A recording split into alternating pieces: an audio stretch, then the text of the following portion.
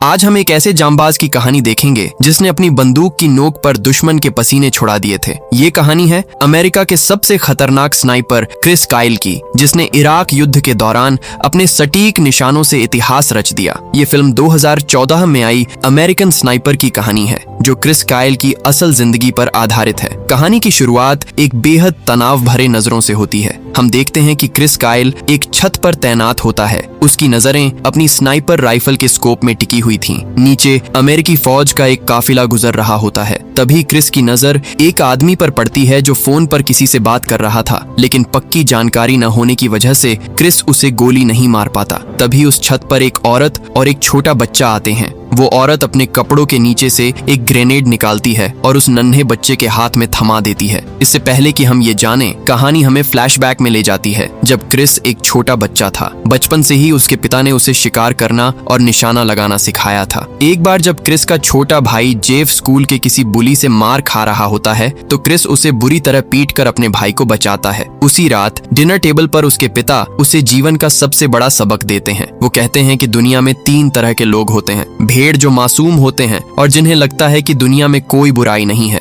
भेड़िए जो दूसरों को नुकसान पहुंचाते हैं, चरवाहे के कुत्ते जिनके पास वो हिम्मत और ताकत होती है जिससे वो भेड़ों को भेड़ियों से बचा सकें। क्रिस बड़ा होकर वही शीप डॉग बनना चाहता था। वक्त बीतता है। एक दिन जब क्रिस घर लौटता है तो देखता है कि उसकी गर्लफ्रेंड उसे धोखा दे रही है। वो उस लड़के और अपनी गर्लफ्रेंड दोनों को बाहर निकाल देता है। उसी दौरान टीवी पर 1998 में अमेरिकी दूतावासों पर हुए आतंकी हमलों की खबर आती है। अपने देश पर हुए इस हमले को देख क्रिस का खून खौल उठता है। वो फैसला करता है कि वो हाथ पर हाथ धरे नहीं बैठेगा और एक शीप डॉग बनकर अपने देश की रक्षा करेगा। वो नेवी के भर्ती दफ्तर पहुंचता है, जहां उसे दुनिया की सबसे मुश्किल ट्रेनिंग यानी नेवी सील प्रोग्राम में शामिल होने का सुझाव दिया जाता है। ट्रेनिंग के दौरान क्रिस को बहुत कुछ झेलना पड़ता है, जैसे कड़कड़ाती ठंड में समुद्र के किनारे पड़े रहना और एक्सरसाइज के दौरान शरीर पर पानी की तेज बौछारें सहना। ट्रेनर उसे बूढ़ा कहकर चिढ़ाते हैं, लेकिन क्रिस अपनी जिद और हिम्मत से ट्रेनिंग पूरी कर लेता है। जब स्नाइपर ट्रेनिंग शुरू होती है तो क्रिस का बचपन का शिकार करने का तजुर्बा उसके बहुत काम आता है। ट्रेनिंग में वह एक अनोखी चीज करता है।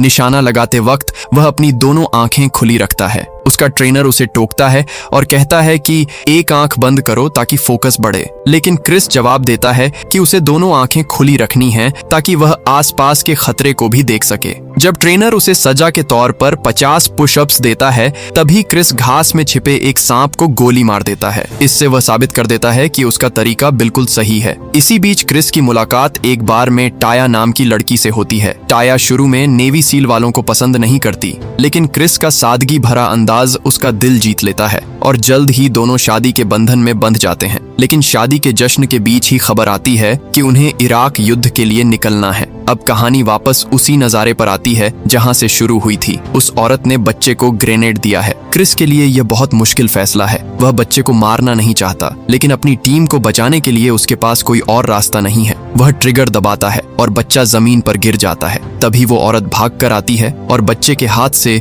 ग्रेनेड उठाकर सैनिकों के काफिले की तरफ फेंकने की कोशिश करती है। क्रिस दूसरी गोली चलाता है और औरत भी वहीं ढेर हो जाती है। ग्रेनेड सुरक्षित दूरी पर फटता है और कोई भी अमेरिकी सैनिक घायल नहीं होता। बेस कैंप लौटने पर साथी उसे बधाई देते हैं, लेकिन क्रिस अंदर से टूटा हुआ था। वह कहता है कि उसे खुशी नहीं है कि उसने एक बच्चे को मारा, लेकिन उसे इस बात का मलाल भी नहीं है, क्योंकि उसका मकसद सिर्फ अपने देश के जवानों को बचाना था। जैसे जैसे दिन बीतते हैं, क्रिस की शोहरत बढ़ती जाती है। वह अपने काम के प्रति इतना समर्पित है कि ड्यूटी के दौरान अपनी पोस्ट तक नहीं छोड़ता, यहाँ तक कि वहीं पेशाब तक कर लेता है। एक ही शिफ्ट में वह 6 दुश्मनों को ढेर कर देता है, जो बाकी सभी स्नाइपर्स के टोटल से भी ज्यादा था। अब पूरी फौज उसे द लेजेंड के नाम से पुकारने लगती है। उसकी दहशत अल-कायदा में इतनी फैल जाती है कि दुश्मन उसके सिर पर इनाम रख देते हैं। क्रिस को अब एक और स्नाइपर के बारे में पता चलता है, जो शायद उसी की तरह खतरनाक है। दुश्मनों के कैंप में अब एक नया शिकारी आ चुका था, मुस्तफा। वह एक ओलंपिक गोल्ड मेडलिस्ट शूटर था, जिसके निशाने इतने सटीक थे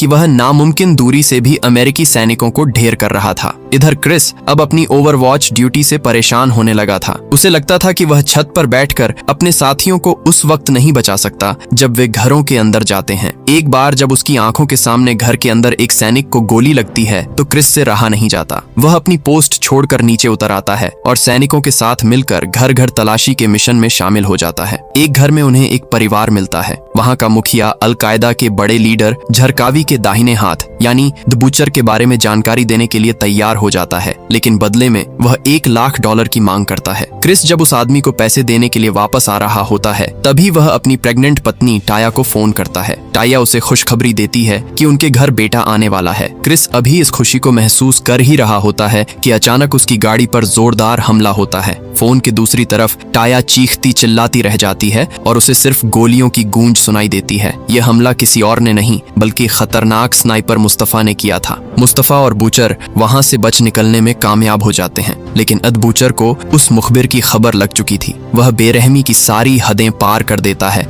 और उस आदमी के छोटे बेटे को ड्रिल मशीन से मार डालता है। वह उस आदमी को भी जान से मार देता है ताकि कोई और अमेरिकी सेना की मदद न कर सके। कुछ दिनों बाद क्रिस वापस घर लौटता है। टाया उसे देखकर रो पड़ती है, लेकिन युद्ध ने क्रिस को अंदर से बदल दिया था। वह घर पर होकर भी वहां नहीं था। वह घंटों गुमसुम बैठा रहता और वहीं युद्ध के वीडियो देखता रहता। जब डॉक्टर उसका ब्लड प्रेशर चेक करती है तो वह बहुत ज्यादा 170 एंजॉर्ड निकलता है। टाया उसे समझने की कोशिश करती है, लेकिन क्रिस युद्ध की उन डरावनी यादों को अपने परिवार के साथ बांटना नहीं चाहता। इसी बीच उनके बेटे का जन्म होता है, लेकिन देश की पुकार क्रिस को फिर से खींच ले जाती है। वह दूसरे और फिर तीसरे टूर के लिए दोबारा इराक रवाना हो जाता है। अब अल-कायदा ने उसके सिर पर इनाम और बढ़ा दिया था। क्रिस का मिशन अब और भी खतरनाक हो गया था। उसे न सिर्फ अपनी टीम को बचाना था बल्कि उस बेरहम बूचर और स्नाइपर मुस्तफा को भी खत्म करना था। अब क्रिस अपनी टीम को लीड कर रहा था। उसकी टीम में मार्क नाम का एक साथी युद्ध के औचित्य पर सवाल उठाता है, लेकिन क्रिस उसे याद दिलाता है कि वे देशभक्त हैं और अपने परिवारों की सुरक्षा के लिए यहाँ लड़ रहे हैं। एक मिशन के दौरान उन्हें खबर मिलती है कि बूचर एक खास बिल्डिंग में छिपा हो सकता है। क्रिस की टीम सामने वाले घर में जाकर छिप जाती है। उस घर का मालिक बहुत मिलनसार बनकर उन्हें डिनर पर बुलाता है।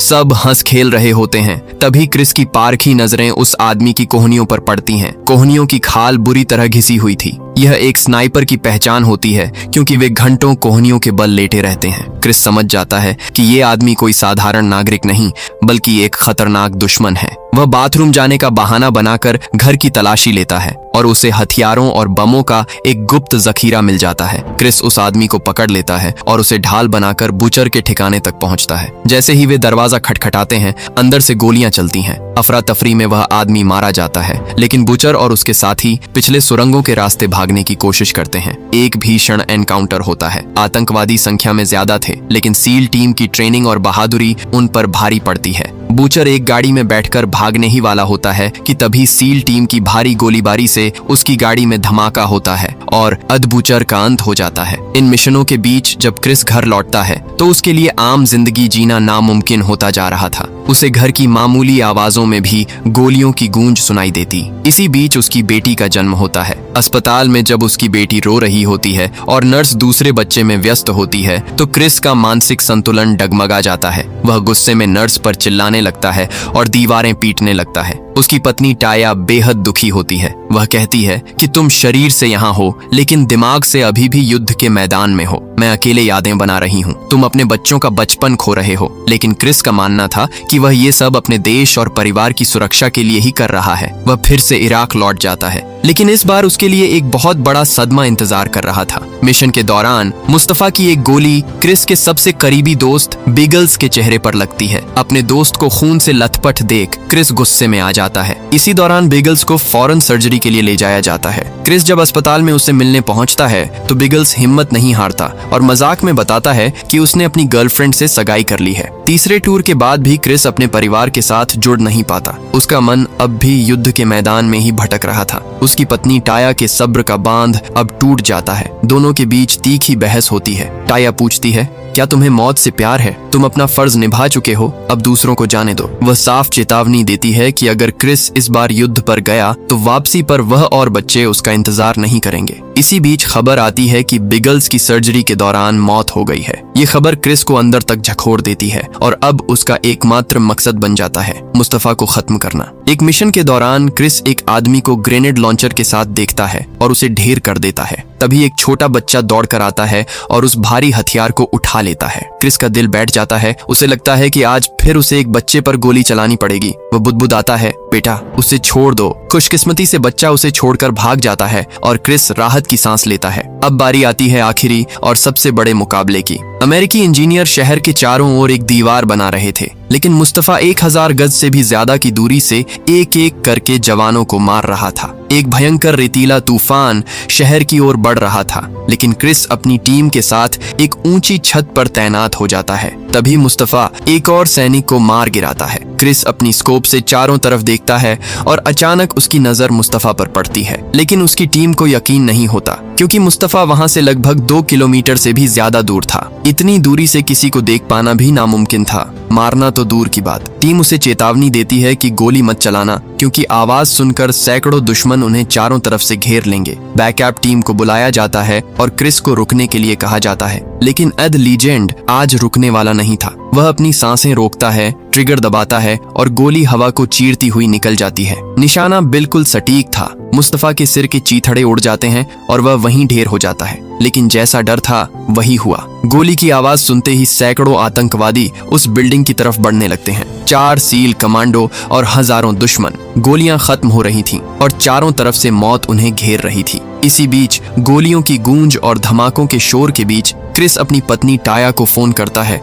और कहता है, मैं अब घर आने के लिए तैयार हूँ। दुश्मनों की तादाद बढ़ती जा रही थी और धूल का तूफान नजदीक आ रहा था। तभी बैकअप टीम आखिरकार पहुंच जाती है और भारी गोलाबारी शुरू कर देती है। उसी वक्त रेतीला तूफान भी वहां पहुंच जाता है, जिसकी वजह से विजिबिलिटी खत्म हो जाती है। इसी धुंध का फायदा उठाकर क्रिस और उसके साथी अपनी गाड़ी की तरफ भागते हैं। भागते वक्त क्रिस को एक गोली लगती भी है, लेकिन वह किसी तरह लड़खड़ाते हुए ट्रक के अंदर पहुंच जाता है और वे वहां से सही सलामत निकल जाते हैं। युद्ध से लौटने के बाद क्रिस अब हमेशा के लिए अपने घर वापस आ गया है, लेकिन यादें उसका पीछा नहीं छोड़ती। एक दिन टाया देखती है कि क्रिस बंद टीवी की स्क्रीन को ऐसे घूर रहा है जैसे कोई फिल्म चल रही हो। एक और डरावना नजारा तब होता है जब एक पालतू कुत्ता खेलते हुए एक बच्चे का कॉलर पकड़ लेता है। क्रिस का युद्ध वाला सर्वाइवल मोड ऑन हो जाता है। वह बेल्ट निकालकर उस कुत्ते को मारने ही वाला होता है कि तभी टाया के चीखने पर उसे होश आता है और वह रुक जाता है। क्रिस एक डॉक्टर से मिलता है, जहां उसे पता चलता है कि उसके नाम 160 कंफर्म किल्स दर्ज हैं, जो उसे अमेरिकी इतिहास का सबसे खतरनाक स्नाइपर बनाते हैं। डॉक्टर पूछता है कि क्या उसे इन मौतों का पछतावा है। क्रिस कहता है, मुझे उन दुश्मनों को मारने का कोई गम नहीं, मुझे दुख तो सिर्फ इस बात का है कि मैं अपने और साथियों की जान नहीं बचा सका। डॉक्टर उसे सलाह देता है कि वह उन सैनिकों की मदद करे जो युद्ध से अपाहिज होकर लौटे हैं। क्रिस एक सपोर्ट ग्रुप में जाता है और उन घायल जवानों से तुरंत जुड़ जाता है। वह उन्हें शूटिंग रेंज ले जाता है और स्नाइपर राइफल चलाना सिखाता है। उन जवानों के चेहरे की खुशी देखकर क्रिस को सुकून मिलता है। धीरे धीरे क्रिस बदल जाता है। वह अब अपने बच्चों के साथ खेलता है, अपनी पत्नी के साथ हंसता बोलता है और अपने बेटे को शिकार के गुर सिखाता है। टाया खुश है कि उसका पति आखिरकार युद्ध से वापस घर लौट आया है, लेकिन कहानी का अंत बहुत ही दर्दनाक और चौंकाने वाला है। एक दिन एक माँ क्रिस से मदद मांगती है कि उसका बेटा युद्ध से लौटने के बाद मानसिक रूप से परेशान है, क्या क्रिस उसकी मदद करेगा। क्रिस उस लड़के की मदद करने के लिए तैयार हो जाता है। वह लड़का काफी डरा हुआ और अजीब लग रहा होता है। क्रिस उसे अपने साथ ले जाता है और टाया दरवाजा बंद कर देती है। तभी स्क्रीन पर लिखा आता है कि उसी दिन उसी परेशान युवा सैनिक ने क्रिस काइल की हत्या कर दी। फिल्म के अंत में असल जिंदगी के क्रिस काइल की अंतिम यात्रा और अंतिम संस्कार के फुटेज दिखाए जाते हैं, जहां हजारों लोग उस लीजेंड को विदाई देने पहुंचे थे। तो यह था